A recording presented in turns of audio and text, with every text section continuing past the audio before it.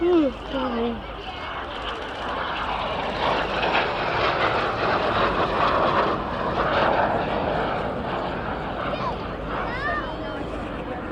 this aircraft, it's not an all-over yellow colour scheme, because the dark-coloured tail fin denotes the fact that this is painted to represent the team leader's aeroplane. The Yellow Jacks, however, weren't destined to last long. Reportedly, the air officer commanding of what was still then training command wasn't keen on the aircraft's colour scheme, nor on the team name. The decision was taken for 1965 to form just one official Royal Air Force aerobatic team.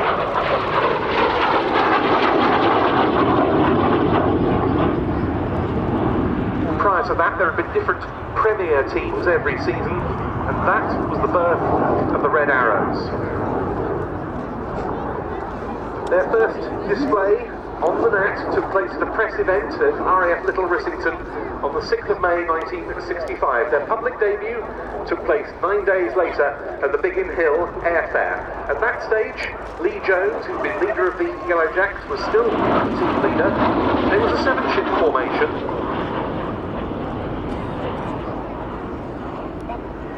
That June, the newly formed Red Arrows were part of an RAF presentation at the Paris Airshow at Le Bourget, alongside the new, or relatively new, English Electric Lightning fighters of Treble 1 Squadron.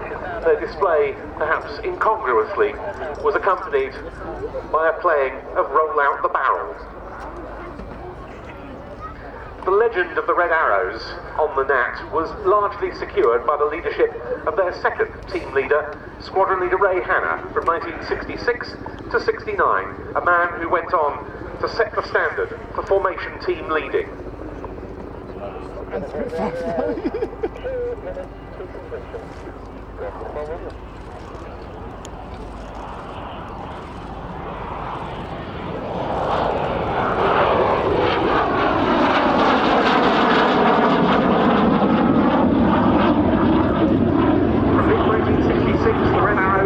As a 9-ship formation, and they seemed almost to define the spirit of the swinging 60s. For example, at the Biggin Hill show in 1968, every member of the team had an open-top MGB on loan from the British Motor Corporation, painted red, to match their aircraft. They went on to display the Nats around the world, including a US tour and many Formula 1 Grand Prix of the era, including Monaco, Zeltweg, and the Nürburgring.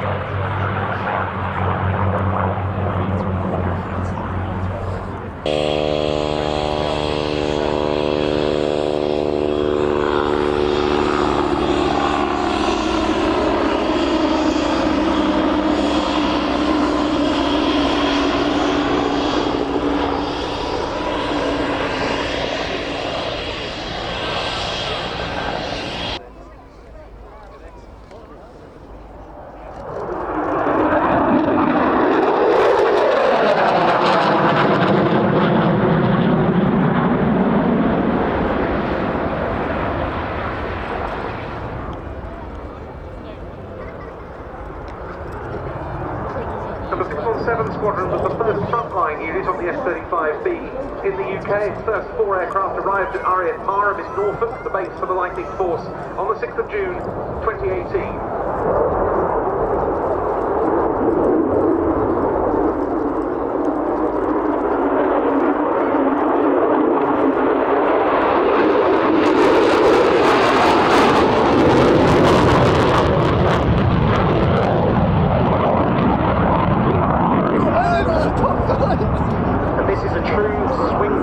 Different weapons, different fits, it can do all these missions all at the same time in a single sortie.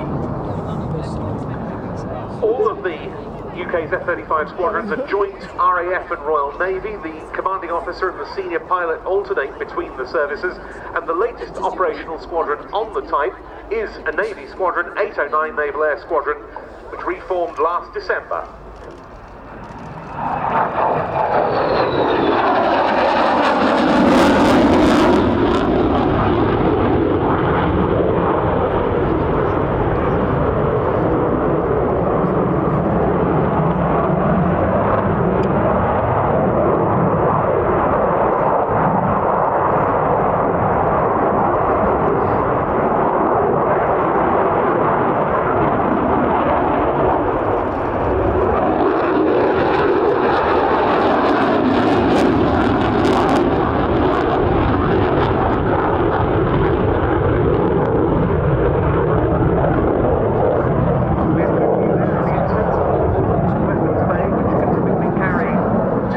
Missiles and 2 bombs.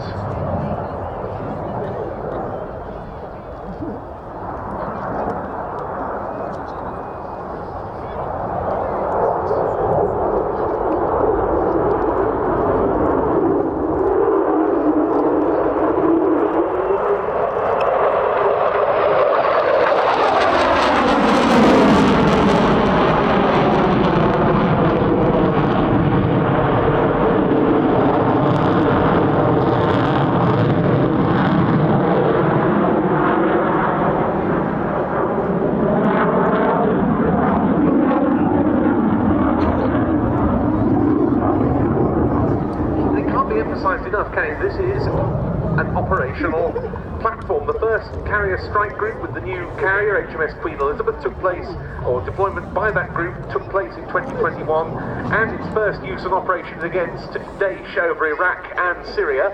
And since then, the F-35Bs have been flown on long-range missions as part of our response to the Ukraine conflict, integrating with Typhoons and other NATO assets. And our fleet of these aircraft is now up to 34 after the latest deliveries this March, and full operational capability for the Lightning Force is due in 2025, and that'll be when the 48th aircraft is delivered. And HMS Prince of Wales will of course be joining the Queen Elizabeth as the second carrier. But look at this, for a high alpha, high angle of attack, nose high pass.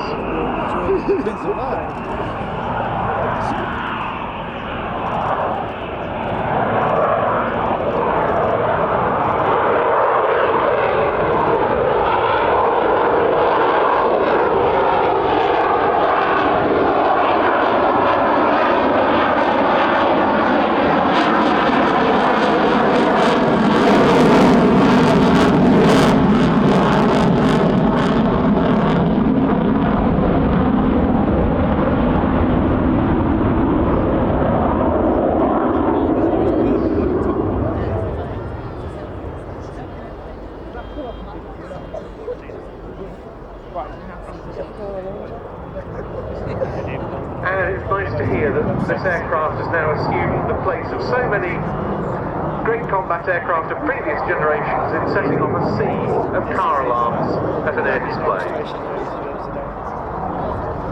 This is seen very much as more than just a combat aircraft. The sensors and communications suite on the F-35B are able to interact with other similarly networked platforms across all domains, to use the language that we use now.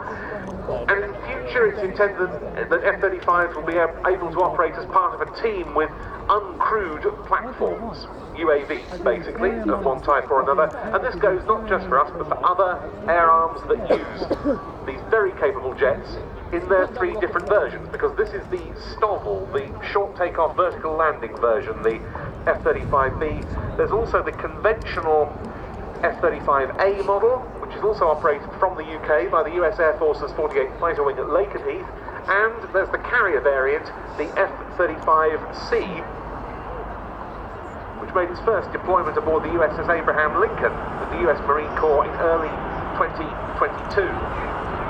And here you can see the aircraft in its landing configuration. The gear is down. If we had a longer runway here, this would be a rolling vertical landing. Instead, it's what we call a dome.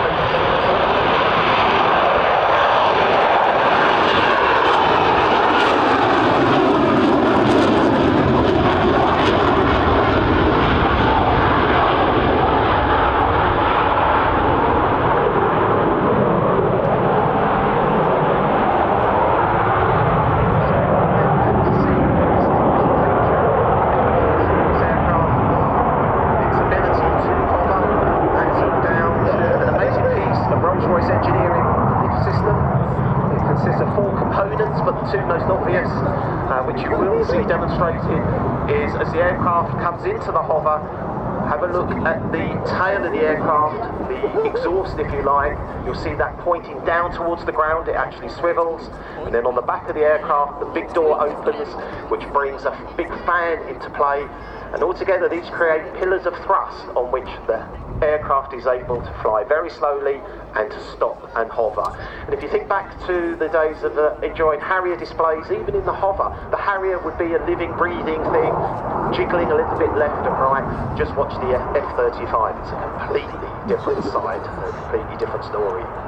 And in each wing, there's a roll post nozzle to give roll control and to maintain lateral stability, and that uses bypass air from the Pratt & Whitney F135 turbofan engine. And it all helps this aircraft to operate in this STOVL mode, even in very, very strong winds.